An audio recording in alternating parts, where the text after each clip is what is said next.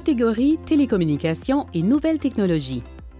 Bonsoir tout le monde. Je suis très heureuse d'être ici aujourd'hui au nom du Fonds de solidarité FTQ.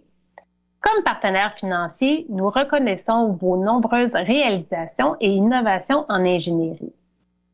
Nous croyons fortement aux décideurs comme vous qui ont des projets ambitieux et de l'audace.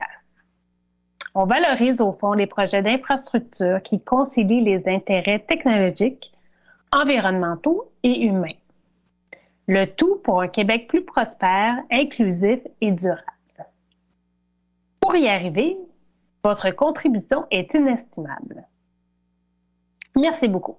Et maintenant, dans la catégorie télécommunications et nouvelles technologies, les lauréats sont CIMA Plus et les ponts Jacques-Cartier et Champlain incorporés pour la modernisation des systèmes du tunnel de Melocheville.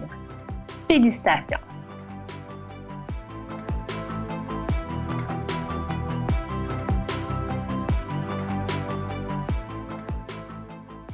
À vous, donc avec nous pour en parler de ce projet, René Marcouillet, expert conseil principal secteur système de communication chez CIMA Plus. Merci infiniment d'être là. Et Radouane El-Kaak, chargé d'ingénierie pour les ponts Jacques-Cartier et Champlain incorporés.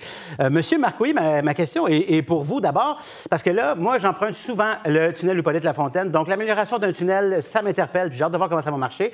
Donc, vous avez réussi à améliorer les techniques d'un tunnel. Expliquez-moi le nouveau système d'automatisation contrôle que vous avez utilisé. En fait, ce qu'on a fait, c'est qu'on a, comme on dit, c'est l'automatisation contrôle. Le réseau de télécommunications, la ventilation, l'électricité, c'est tous les systèmes. Tous les systèmes sont interdépendants.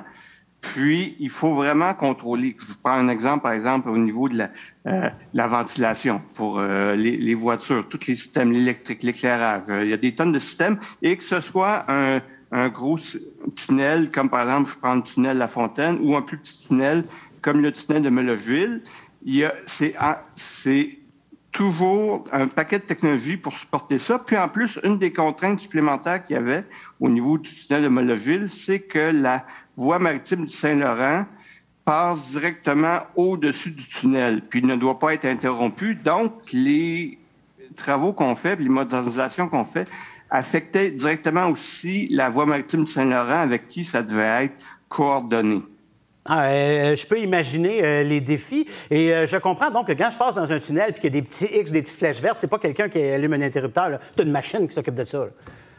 Effectivement, il y a beaucoup de machines, il y a beaucoup de systèmes, il y a de l'informatique, il y a de la programmation, il y a de la télécom, du réseau, du sans-fil. C'est plus compliqué qu'on pense, en fait. C'est pas juste un trou dans lequel on passe en voiture. Il y a beaucoup de mécanique derrière tout ça. Ma prochaine question, maintenant, est pour M. El-Kaak.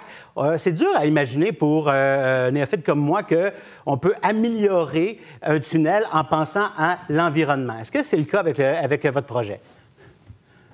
En effet...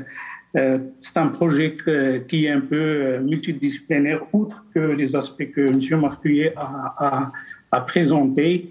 Il y a une composante un peu de l'eau qu'on a bien traitée là-dedans. Il y a aussi l'optimisation de la consommation électrique en y intégrant de la nouvelle technologie, en l'occurrence des variateurs de vitesse qui régule un peu la consommation en fonction de la force un peu des pompes, et aussi l'exemple de tout à l'heure de M. Marcouillet, qui est le ventilateur. Donc, on a un ventilateur des galeries très puissant. Donc, on a mis des jauges un peu qui déclenchent, ou pas déclencher un peu ces gros machines.